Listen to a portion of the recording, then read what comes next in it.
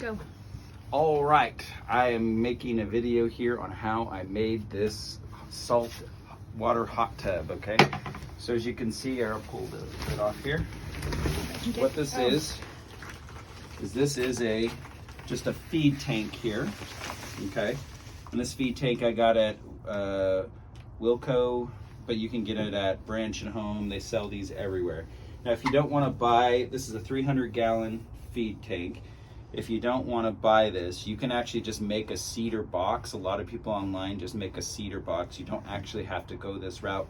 Just kind of showing you what we did, because really the pump mechanism and the warming mechanism are the most important, and they're universal. So I'll show you what I did, and then you can apply what you want. So the first thing is what we did to make a cover.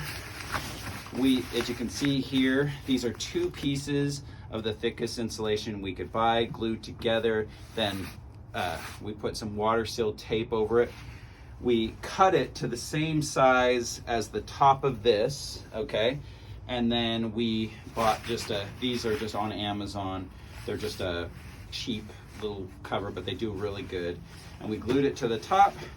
And then we just put a water sealant on the bottom here, and that keeps this from, that keeps all the heat in, okay? And then on top of that, we have this thing. It is called a polar blanket. It is really awesome. We just added this recently. It really helps keep this heat in when you're not using it. It's got little bubbles on it. You can cut it to whatever size you want, but it really keeps the water warm, okay?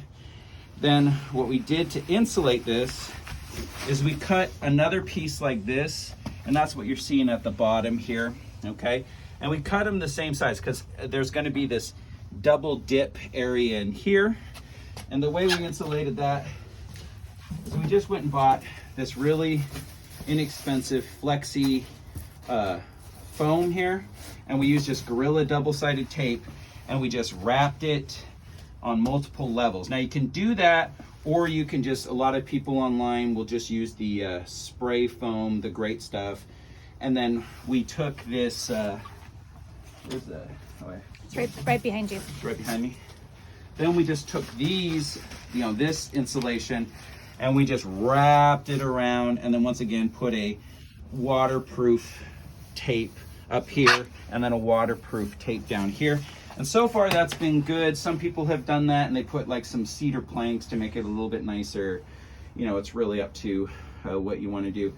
But this has actually kept the heat in really well. Like we said, we had an inflatable one. The inflatable one was costing us like $50 to $100 a month in electricity alone, because it never stayed hot. When we'd sit out here at night, it would cool off by the time we were done because it wasn't insulated. This has actually retained heat really, really well. It hasn't cost us much at all to heat because of how we heat it, okay? So if you want to come over here, I'll kind of show you what we did. We put over here, these things come with a bulkhead pass-through. We didn't use that one, we made our own. And you can see we cut two bulkhead pass-throughs here and here. And then we just put a really inexpensive circulation pump right here. These are on Amazon for really inexpensive. They're meant to go on top of your water heater to give you more pressure, but we found this to be really, really quiet and doesn't bother us. All the other pumps this is our third pump that we tried. All the other ones were super loud, super annoying. This one, really quiet, hardly can hear it at all. Okay, and that this is coming through here and going back into the hot tub. And we have it over here. You can see we have it attached to just this at Harbor Freight. It's just a switch. So when I want to turn on the pump, I just turn it on like that, and voila, it's really nice. You can barely hear it. It's on right now, and it works really well, okay? So how we filter the water is really the key. On the inside of this bulkhead, I have one of these, and these are just on Amazon. They're made for the inflatable hot tub. Inside of here is just a filter, and they're filters. They're a type 4, type 6 filter. They're really inexpensive. And this is sitting on the other side of the bulkhead. So there's a bulkhead here, a pass through, and then on the other side is this, and it's attached through this thing that I bought off eBay that attaches this to the bulkhead. And what happens is the water gets sucked in by the pump and it goes through this. There's a filter here. We have a water conditioner inside of our hole and the one that's in the hot tub right now, and that has a water conditioner, and then the pump pulls it through, so that filters it and then pushes it back out into the hot tub. Okay, and so it's really, really easy. And when you change the filter, you just literally undo this, take it off. It's really, really simple. Some people in the outtake will just put copper or something to condition the water. We haven't really needed to do that because we don't use chemicals, we use salt, and so we don't have to really deal with a lot of that stuff. But it really, really works. And that's how you filter the water. Okay, now the second question is, how do you heat up the water? Well, that's this thing right here. Okay, this thing right here, let's pull this up and let's show what it is. Okay.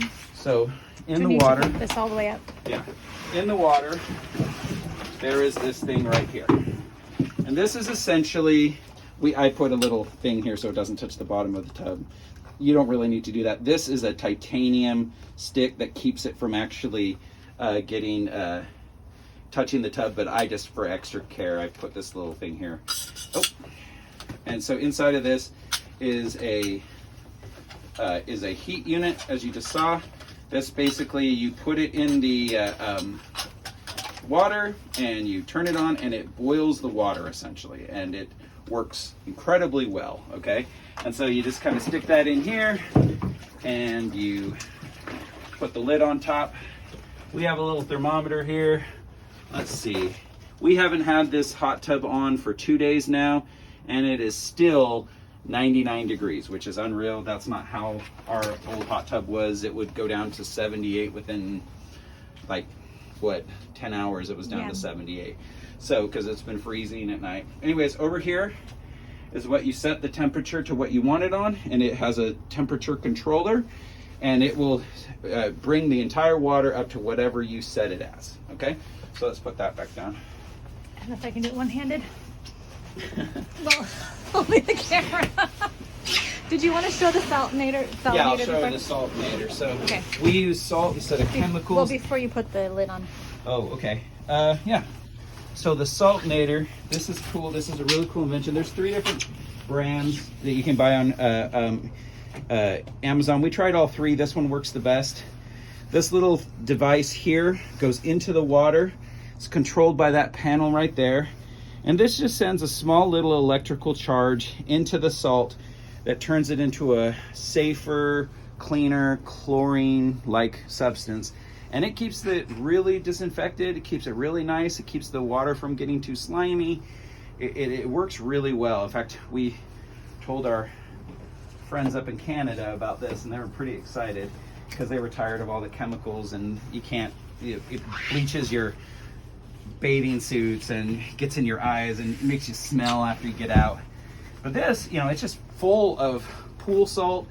So when you lay in it, you kind of float. It's really nice relaxes the muscles, and yeah, it works really good. So if you have anything else I didn't cover, Kim, I think that's good. Pretty much what we did.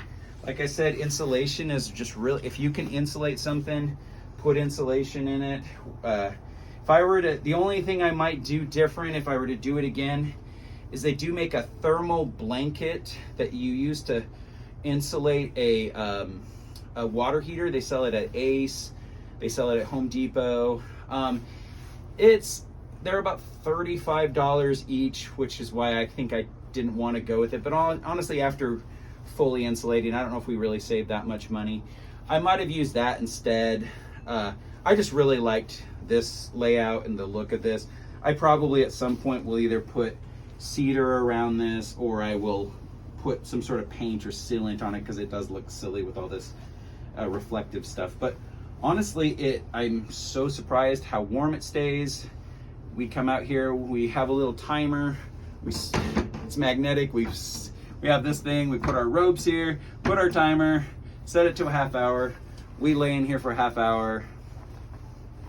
Perfect Oh, that's one thing I do is I have this little switch that, once again, from Harbor Freight, and that's how I turn this off and on, because you want this out of your hot tub when you're not using it, and we put it up, we hang it here when we're in the tub. We don't want it in the hot tub, it's like putting a toaster in a hot tub. You might as well, you know, unless you're suicidal or something like that. Anyways, so we have a little switch that's easy to turn it off and on. I will eventually put these two switches up here. They're not great on the floor here. You might accidentally step on them, but one of the switches operates the pump, and this switch operates the saltinator, and one switch operates the heat, and that's about it. So if you have any questions, let me know.